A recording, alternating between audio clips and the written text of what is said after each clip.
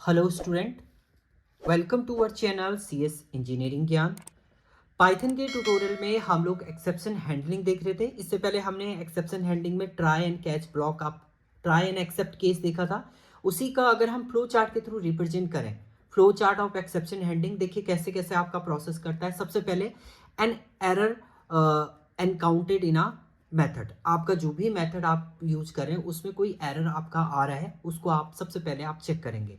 Create exception object, इसके बाद एक एक्सेप्शन ऑब्जेक्ट आपका क्रिएट होगा। देन एक्सेप्शन इज रेज, उसके बाद आपका एक्सेप्शन जो है वो फाइंड आउट हो जाएगा कि किस टाइप का एक्सेप्शन है। आपका डिवाइडेड बाय जीरो है, इंडेक्स एरर है, या आपका आउट ऑफ बाउंड की कंडीशन है। तो यहां पर इसको बोलते हैं आपका थ्रो एक्सेप्शन। एक एक्सेप्शन आपका थ्रो हो गया।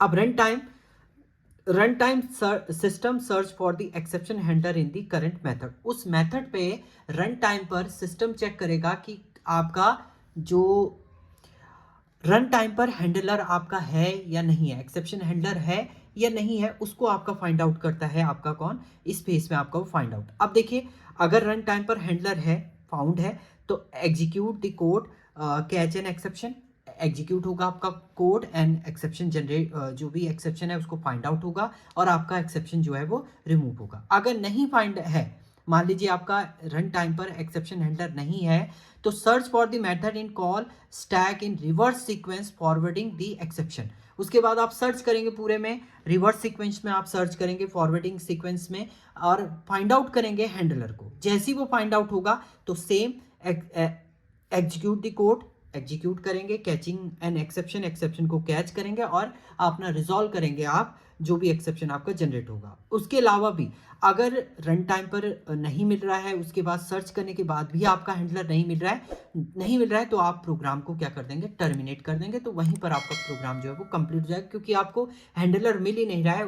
मीन्स जो आपकी रन टाइम पर एरर एक्सेप्शन जो जनरेट हुई है उसको आप सॉल्व नहीं कर पा रहे हैं, तो आपका ये क्या हो जाएगा, प्रोग्राम जो है वो टर्मिनेट हो जाएगा। तो ये प्रोसेस है आपका, प्रोसेस ऑफ हैंडलिंग एक्सेप्शन। देखिए यहाँ पर लिखा भी है, When an error occur, Python interpreter create an object called the exception object। सबसे पहले Python interpreter जो है वो Python exception object create करेगा। These object contain information about the error like its type, file name, position in the program where the error has occurred। उसके बाद जो object है वो फाइंड आउट करेगा आपका किस टाइप की आपकी फाइल है, फाइल का नेम क्या है, पोजीशन क्या है, कहाँ पर एरर जनरेट हो रही है, उसको आपका फाइंड आउट करता है आपका object.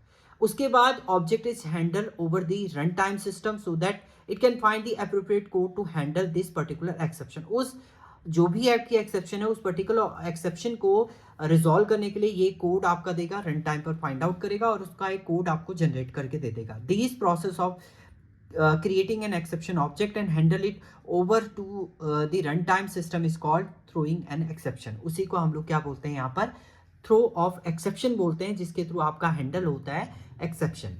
The runtime system search the entire program for block of code called exception handler that can handle the।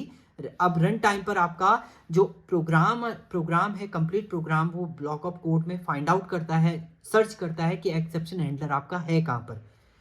Then exception handler जैसे ही उसे मिलेगा, देन उसके बाद आपका हैंडल हो जाएगा और आपका आउटपुट जो है वो प्रॉपर तरीके से आपका फाइंड आउट हो जाएगा। तो ट्राई ब्लॉक में आप यहाँ पर लिखेंगे कंडीशन, क्या आपकी एरर आने के, किस कोड में आपके एरर आने के चांसेस है वो आप यहाँ पर लिखेंगे। और एक्सेप्ट केस में आप यहाँ पर कंडीशन लिख देंगे क्या आपकी एरर जो है वो जनरेट हो रही है। तो ये आपका प्रोसेस था आपका एक्सेप्शन हैंडलिंग का। Thank you student.